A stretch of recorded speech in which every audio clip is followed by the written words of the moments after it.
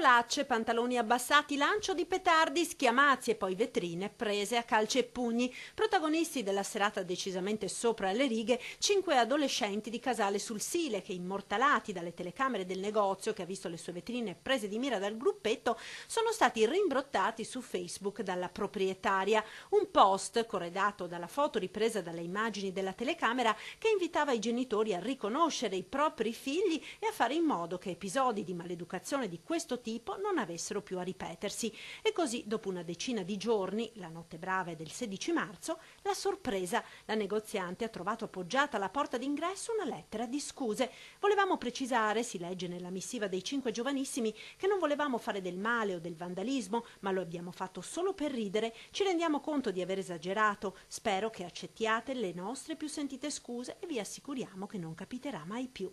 Più che soddisfatta, la signora si è quasi commossa. Scuse accettate e gioia, dice, perché ciò significa che la comunità ha ancora un senso.